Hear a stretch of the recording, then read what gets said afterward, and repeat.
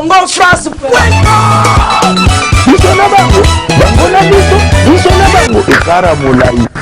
CongoFrance.com, site ya Tolo Masolo ya danger, Masolo ya kitoko. CongoFrance.com. Le 78 et lobby, le président de la République nomme le Premier ministre au sein de la majorité parlementaire. Si celle-ci n'est pas identifiée, il confie une mission d'information à une personnalité politique pour identifier la coalition. La mission est de 30 jours renouvelable une seule fois. Ça signifie que le Premier ministre n'est pas nommé au sein de la majorité présidentielle. Il est nommé au sein de la majorité parlementaire ou au sein de la coalition parlementaire. Ça veut dire même ceux qui lobby à Zalaki opposant, dès que va nommer le Premier ministre n'a pas qu'on a longo opposant. Violation de conscience est commise, majorité qualifiée, majorité prolongée ou coalition requalifiée ou prolongée. CongoFrance.com, site ya Tolo Masolo ya danger, Masolo ya kitoko. Vous informer, c'est notre devoir, mesdames et messieurs, partout au monde. Vous suivez www.Congo France, le meilleur site d'Europe, qui vous informe chaque semaine. L'actualité politique, c'est celle qui nous préoccupe. Les autres Rosolana, Mwana Mboka, Fumutoto, Azali na opposition, Toromega Rosolanaye, Masolo Mwa Mingi Mboka Nabiso. Je m'en vais d'abord dire bonjour, Mwana Mboka Fumutoto. Bonjour, les journalistes, bonjour, Nabatin, Soazo Landabis. Moi, je suis Mutoto, je dialogue est aussi là. D'abord, binomoro personnellement, il y a opposition pour participer. Appréciation de binomoro makambo et dialogue et alinine. Bon, Fomotot, géniteur de la troisième voie courant de pensée, président national et APNC, parti de la nation Congo, coordonnateur national, il y a TVA, troisième voie allié, regroupement politique. Nous avons un dialogue pour Namagambo, Misato. D'abord, avant le Balikambo Liboso, nous avons rappelé que l'article 8 de la Constitution et sali était opposition et Zala reconnu pour l'existence de l'Ezali sacré dans la République démocratique du Congo. Deuxièmement, la loi organique portant statut de l'opposition, Nambo Nabiso, l'article 16.4, et l'objet que Nandi Cambognon sur l'intérêt national, pour résolution en différents politiques, et Sengeli opposition à privilégier dialogue ou la concertation. Il y a un petit principe, Nabiso ya, partout on parle du Congo, il faut tous aller, mais sans trahir avec la main sur le cœur. Préalable en Ouan. Il y a mis balai qui un dialogue, premièrement pour obtenir le respect de la Constitution. Deuxième, affirmer ou réaffirmer l'alternance démocratique et électorale. Troisième chose, rejeter le troisième mandat pour Joseph Kabila. Tout ce dialogue, accord auto signé, et là qui s'y était, Makamonyo Stolukelaki, Tozu Yango. Tozu respect de la Constitution. Nassima violation et article 73, il y a construit le but élection pour le président de la République et Sengeli Ebiangama, secrétaire Sengeli Bengama, 90 jours avant l'expiration du mandat en exercice. Constitution qui violé le 19 septembre 2016 parce que secrétaire Ebengama quitté. Deuxième chose, alternance. Il fallait à Congolais, dans 90 jours avant le 20 décembre, on a droit à le président de Mangoya Sika, conformément à l'article 5 de la Constitution, et ça limité. Mais, dans le dialogue de lobby, la Constitution on a beaucoup fait. Il y a une logique de transition, il y a 36 mois, IDPS n'a pas pu aider à proposer un accord na bango, où ils allaient signer dans la disposition à tout le monde, na Paris. Toboyi, le troisième mandat pour Nakabila, mais parce que l'opposition en haut, on a eu Kotanga, IDPS, INC et les autres partis. Tabakene ko audité fichier électoral 2011, balobaki fichier wana ezali infecté, majorité alobaki fichier wana ezali corrompu, société civile balobaki eza inapproprié. Surtout que on a lombango te, accord au lobby UDPS va signer qui na ba signer qui a 36 mois ça accord nini. Accord PPRD na IDPS va signer qui tango bazalaki bongo na mboka France na Paris. Ndenge bango baponaki que transition ça les 36 mois. Biso toboyaki accord wana tout respecter la Constitution, parce que tant que la Constitution est violée, ça veut dire qu'elle est encore en vigueur, parce qu'on ne peut pas violer une loi qui n'existe pas. Donc on viole la loi qui existe, on sanctionne, on négocie pour emmener les violateurs dans la loi ndenge ezali. Donc nazo monate et loko nini yamabe oyo accord wana et lobby. Je ne dis pas que l'accord est parfait, mais par rapport à ma option nazo bateka accord est parfait parce que c'est un accord politique. Ils ont caché l'intérêt à les politiciens, rapport de force et puis la stratégie et même le lobby. Mais l'objectivité au biso dokendeki, l'objectif au biso dokendeki, to luka, to zo PPRD allié, Kabila est allié, ba signer que bazo respecter davantage la constitution ou bien ba ko respecter en haut, to signer que attenance ali, peut to signer que troisième mandat ezali. Mosala ngana kene ko sala yango wana. Troisième mandat ezali. Tu as signé que troisième mandat exact, c'est ce que je dis. Donc peut-être gaffe dans la maloba. Donc troisième mandat exact. Donc biloko wana mi sa ton début sur téléméli yango. Alors kokende tokende ki yango wana. Kokende Bokei, donc ça qui va révélation bien avant d'Orsay déjà que Bokei pour nako lukaba poste. Bateau opposition qui au poste. Et la dernière minute, exigence Bimi qu'il faut opposition et soit primature. Constitutionnellement parlant, bon monité ezali ko biaisé sous démarche il y a constitution en Bokanabiso. Pour normalement opposition ezongela toujours na bazali majoritaire dans le parlement.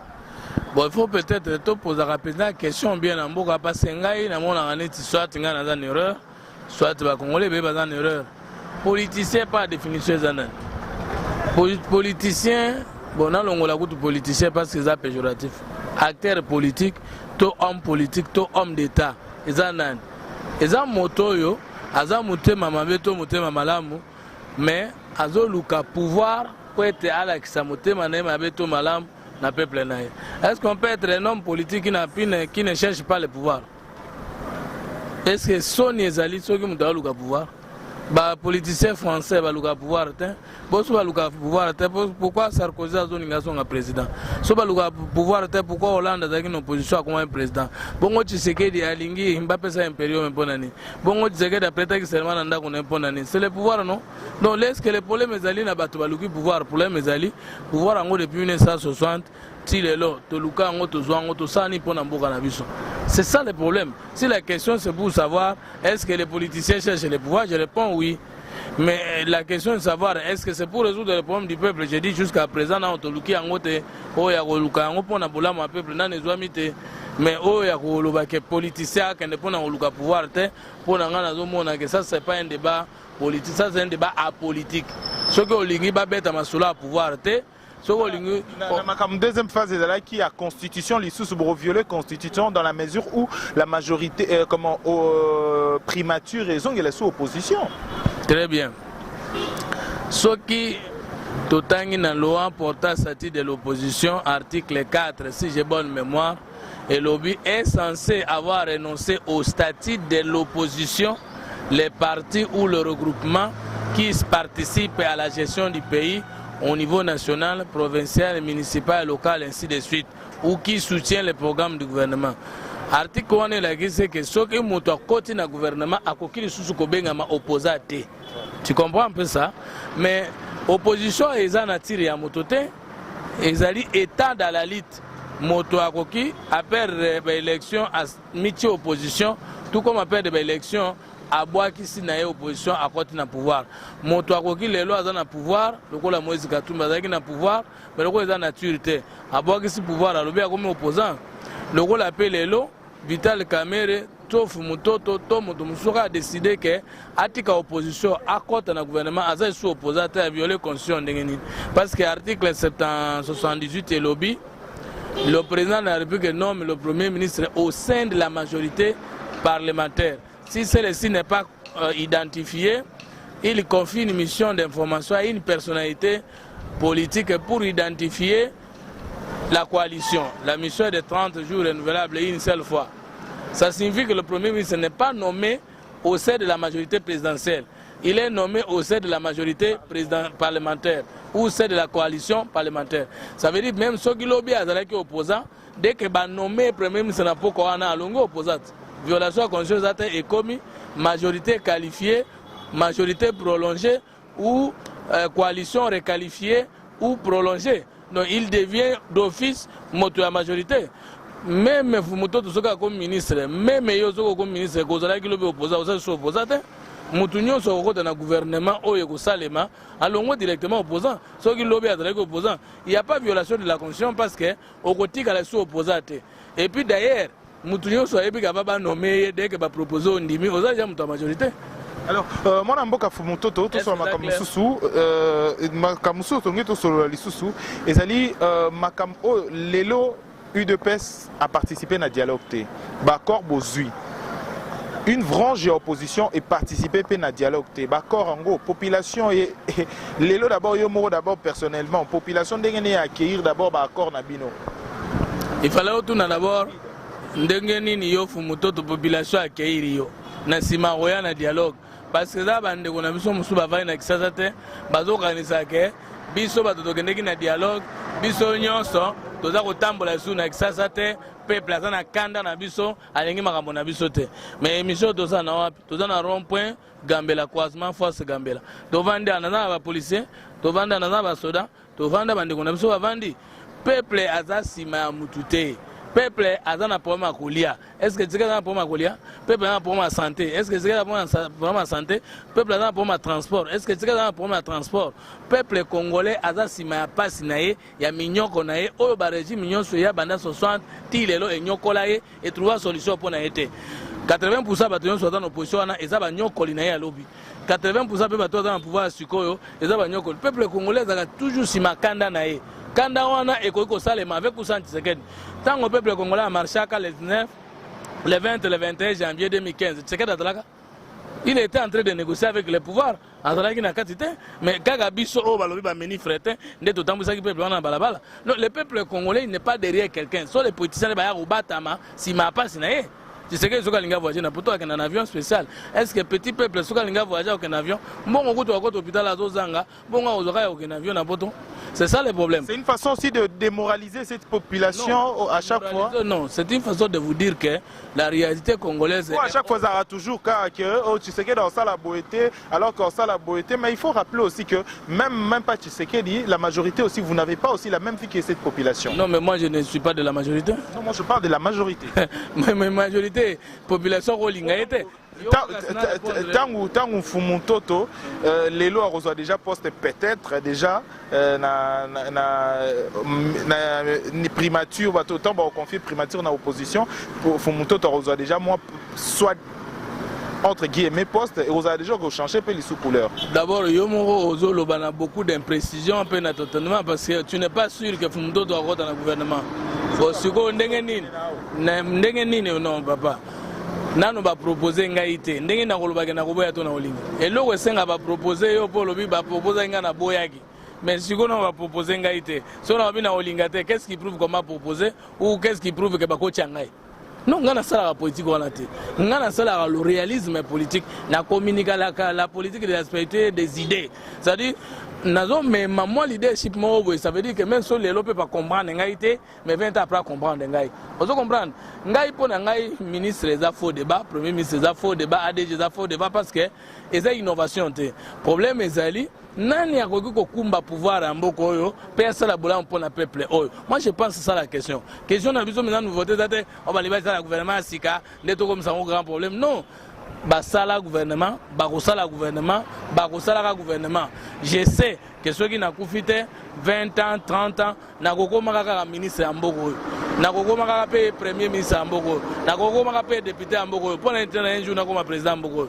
Mais ce qui compte pour moi ezali tango nakokoma est-ce que kozala privilège pour na kosomba mutuka na kosomba lupango ou bien bato rotika la histoire que mwana mobale ana lekaki wana asalaki quelque chose ya malam pour na espace à pouvoir azalaki nango.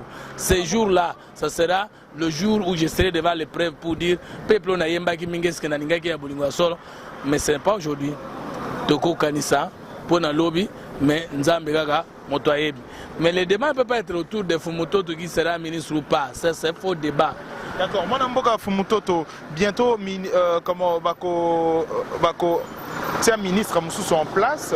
Est-ce que le ministre va en place et opposition? Est-ce qu'il y a à résoudre d'abord le plus grand problème, il y a population aujourd'hui, les sociales. Aujourd'hui, tout est dollar et comme il y a 1200 francs, $1. Non, mais quand le soutien ministre, premier ministre, opposition, c'est la raté. Il faut que le premier ministre soit outaki une opposition. Alors, le premier ministre est à majorité, requalifié. Le premier ministre est issu de l'opposition. Mais j'ai déjà expliqué pour que les gens comprennent qu'on ne peut pas être premier ministre et opposant parce qu'un opposant, c'est celui qui ne soutient pas les programmes du gouvernement. Et une fois que vous êtes dans le gouvernement, vous n'êtes plus opposant. Est-ce que le ministre, au Kotana, est-ce qu'il va répondre d'abord au problème de la population aujourd'hui, la sociale, 1200 francs, $1 aujourd'hui? Mais ce qu'on a dit, meilleure question, vrai problème.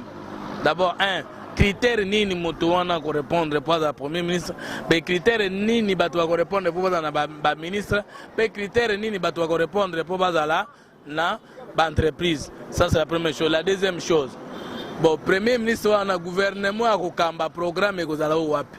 Révolution de la majorité de la modernité, 5 chantiers. Conclusion des dialogues ou nouveau programme. Voilà, je pense que ça serait élection, parce que le primordial est élection. Bon, autre question, Zali Pélissus. Je réponds. Élection, tout en a pour ça 1,2 million de $. C'est ça, non? Est-ce que 1 million de wana nde sengeli mboke kanga magapo na yango? Élection que bon mobilité, et ça ne m'a ma bien démontré, mais l'élection dans bon mobilité, c'est 1 milliard quelque chose. Je peux dire même 1,5 milliard pour tous un peu très clair. Si on mboka mobimba batouaka motema, base de la bonne gouvernance, parce qu'il y a élection, non.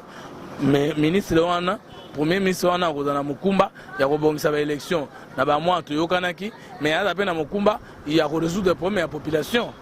C'est ça le problème. Mais on a pas résoudre le problème de la population. Donc on a la qualité d'homme, donc on a la pertinence et le programme, puis on a la rigueur na musala. Mais to bon on a té, mutu wana ko utawapi. To sali pe nanu bato asigate, ka bato akala. Mutu wana ko uta, c'est le problème du Congo. Donc le problème du Congo reste entièrement un problème d'homme, de culture et d'organisation. Bato tozo tia ezaka bato ba bebisaki. Alors, si vous avez un wapi pour tous les son de gouvernement est commis à Sika, tu as un directement qui est bongi. Non, bateau à ministre va se retrouver dans Bango, dans Basse, dans Bango. Là, il n'y a pas de débat. Mais est-ce que tu as dit que tu as bateau moko, kaka kati na bateau ba baby saki ba bongwani, kaka kana kati na bateau ba baby sitter mais ba zui motema malamu pour que même ceux qui battent ba boyi na bango gouvernement wana mais tango bandi ko sala msa bato abetela ngo maboko parce que ndeto za boye peuple congolais boyi na mutute peuple congolais boyi nde passe leki mais ceux qui le gouvernement moko ekoti dans 6 mois peuple a moni que changement ezali abeta na maboko parce que yango wana ba bengi légitimité peuple ko boya lelo na 10h mais na 20h so moni bola mona ya salini abeti maboko. Si jamais. Deux grandes questions. Mon amboka Fumutoto, 5 ans plus tard, tu as un problème, il y a élection. Est-ce que dans 3 ans, au mauvaise foi, Bolobi, dénicher que l'élection soit salimée des mauvaise foi. Dans 5 ans, on n'a pas préparé des élections. Est-ce que dans 3 ans, aux alliés moukier collé qu'à 5 ans, est-ce que tu as une élection en Mboka? 5 ans, on n'a pas préparé les élections. Il faut répondre. Qui n'a pas préparé les élections? Ils ont vu l'opposition de gagner un dialogue parce que Bissot a violé la Constitution. Mais parce que Constitution. La majorité, hein? Non, alors. Et là, on a une différence. Bango Mokonde Bazalaki na pouvoir. Sima, Babongi Sima Ponamité. Mais à tout cas, un dialogue, opposition, majorité, société civile, na communauté internationale. Tu signé que l'élection est Salema dans 18 mois. Élection présidentielle, législative nationale et provinciale. Ben, est-ce que le fait que tu signes bongo de la kisi que ça les mabongo non c'est une volonté politique ezala. Mais pour que volonté politique ezala, il faut éveiller populaire ezala. Parce que ceux qui peuvent plaza éveiller était ba politicien ba kubanga était ba kubanda kokosa e. Mais ceux qui conscience politique côté na kati la population ne ba politicien ceux qui ba sala mabe ba kubanga.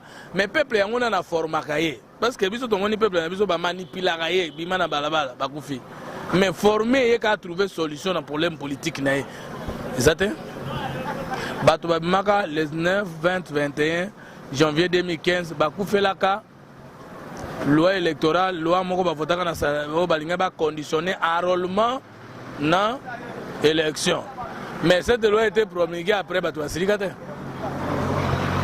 bato babimaka na balabala bakufaki le 19 septembre 2016 pour réclamer scrutin pour l'élection du président de la République. Bon, et scrutin on peut salema te bato pe bavandi na bango. Donc, est-ce que peuple na biso asako ki ko revendiquer bato na ba devoir na ye? Si oui, nana zo préparer, si oui, pourquoi pas azo changer makambo. Donc, il faut prise de conscience collective. Ba politiciens de leur part, société civile de leur part, je vous donne un exemple. Bato musu la société civile a na dialogue na katikati habité to moni makambo clair tête to bime biso opposition to tikali kuna mesenanga pesi 504 jours biso to kitisi to tia ngo 6 mois après la réforme totale du fichier électoral mais bato babimaki na dialogue société civile musu ba komo loba ndenge ba politicien ba kitisi ba mikolo wana ezama be fallait batika kaka ndenge sene atindaki au juste on ne comprend pas c'est la nouvelle société civile qui a fait cette déclaration hier que non d'être biso to kitisa za mabe fallait kotika ka date tu vois situation na biso ezali problème te opposition majorité société civile on se comprend pas est-ce que le problème monsieur ba congolais apparemment to c'est to comme ils na ba compréhension mon côté le problème est se poser nini on dirait comme la tour de Babel Moroboye entre quand quelqu'un dit on veut contredire et on veut pas c'est que l'autre dit parce qu'il a une thèse qu'on n'apprécie pas mais le problème est à Congo aujourd'hui ce qui il faut ça l'analyse mon amboka fumutoto il y a un problème à Congo aujourd'hui pour que tout vende sur une table et que dialogue, le vrai dialogue est là. Et le faux dialogue, c'est lequel? Le vrai dialogue aux franc. Moi, je parle d'un dialogue franc. Et Oyo, tout ça, c'est franc. Mes questions, tes réponses. Hein? Non, c'est ça le problème. Ngalo on a boyaka, pas que quelqu'un parmi nous est plus congolais que moi. Ou que moi je sois plus congolais que l'autre. Et là on a beau y avoir pensée unique. Ah tu vas non à Kisasa, banda to sur la libanda. Parce que je suis chez moi. Alors montre-moi qu'il y a quelqu'un qui est plus quinois que moi ou que moi je suis plus quinois que l'autre. Voilà ngana boya ngoli bela. Donc ça le problème, vrai dialogue par rapport à quoi? Le dialogue politique, il est toujours politicien. Même ceux qui va saler en ouais, c'est que na Kabila. Toi qui na Paris, kuna mbongo ba memaki na mituka, mbongo ba memaki na ba avion, mbongo ba vana na hôtel. Ils ont justifié devant qui? Je m'explique, le vrai dialogue où tout le monde a attaqué congolais mon côté à Rokiko Boya. Par rapport il y a un intérêt parce que par exemple quand on parle des intérêts nationaux que tout le monde il faut se sentir que ça me concerne et il faut en participer. Non mais c'est ça le vrai dialogue que je parle autour de Congolais mettons non. Sur une table. Yoga, taba kendaki na Sun City, un Sun City D. Est-ce que biso to kendaka? Ton dimanche constitution, ton dimanche résolution. Non, il n'y aura pas un moment où tous les Congolais seront d'accord sur un seul point de vue. Parce que tous les Africains, les Américains n'ont jamais été tous d'accord sur le même point de vue. Même si l'intérêt national est en question. Mais chacun donne sa théorie, sa pensée et sa doctrine sur ça. Donc le problème, ce n'est pas celui-là. Vrai dialogue, non, faux dialogue, exact. Dialogue, exact, dialogue, exact, les politiciens, les solo sur l'intérêt namango, ils ont bien réparti, sur l'intérêt namango, ils ont réparti, donc le problème, il ne faut pas que présenter que Moutoumoro azalaka wa Tshisekedi abundelaka peuple, Kabila abundelaka peuple, c'est faux.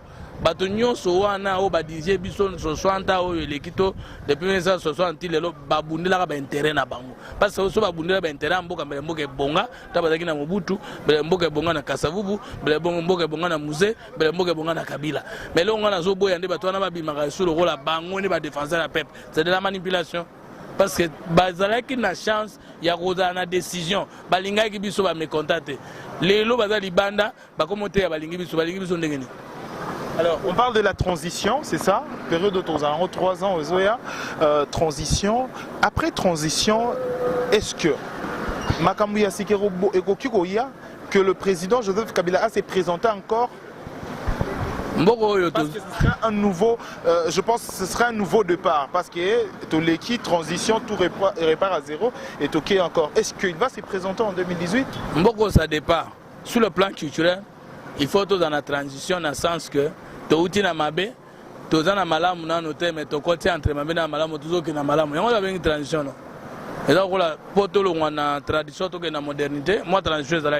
Si c'est de ça que vous parlez, ok. Mais transition nous pas, transition politique. Mais pour qu'il y ait transition, il faut constituer Koufa. Parce que transition nous pas. Et il y a une période où on a constitué à Kalapon, on a constitué à Sikana, moi je suis contre la transition parce que je ne veux pas que constitution Koufa pour y avoir un thème de ça qui m'a. Alors qui veut la transition, c'est l'IDPS. Qui veut la transition, c'est le rassemblement avec le régime spécial qui n'est pas dans la Constitution et qui ne peut exister qu'en supprimant la Constitution. Alors, ceux qui ont la Constitution, eux, ils ont pexé Kabila ça la troisième mandat. Alors, si bas de quoi vos pexé soit postulé. C'est ça le problème. Ça dit transition en 2018, il peut se comprendre que après 2018, tout repart à zéro. Vous comprenez que le rassemblement, Kabila passe pour avoir un pouvoir. Parce que dans le régime spécial, on arrête la Constitution.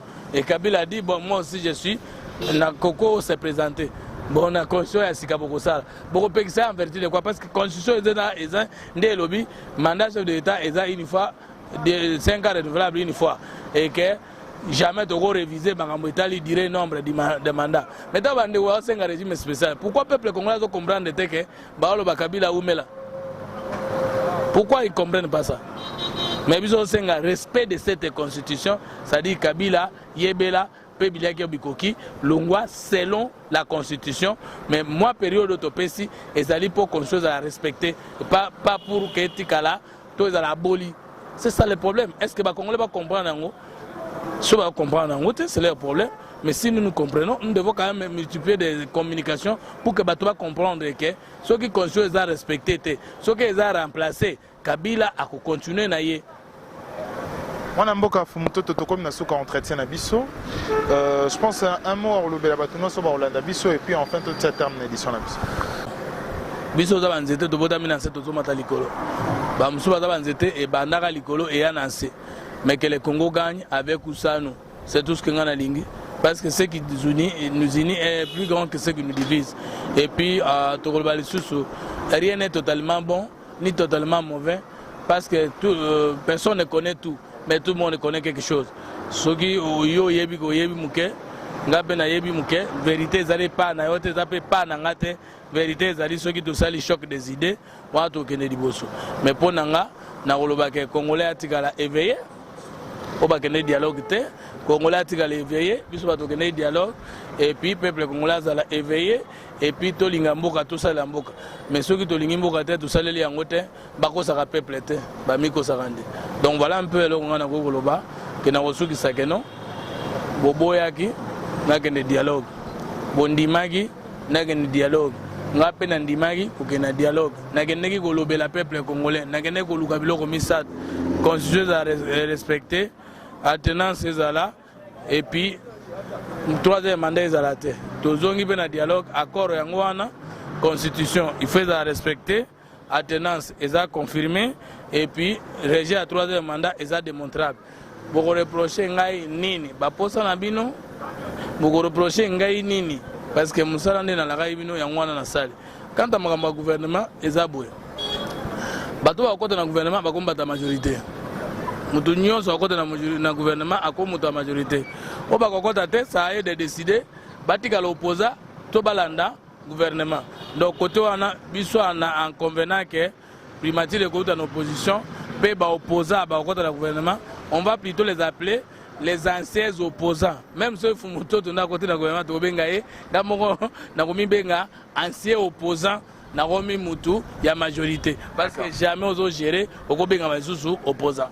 D'accord. Merci M. Fumuntoto d'avoir répondu à notre invitation. Mesdames et messieurs, ça n'est fini pour cette édition. Merci de l'avoir suivi. On se retrouve très prochainement pour une prochaine édition. Et surtout, portez-vous bien. Merci à mon boss, je suis Didi Lipumba, à Mouna l'artiste. Je rappelle que Toyama Kimonamboka Fumuntoto Tosolo Naye, Adali président à 3e voie. Et Toko Minasuka, ça n'est fini pour cette édition. Au revoir. Congo France France.com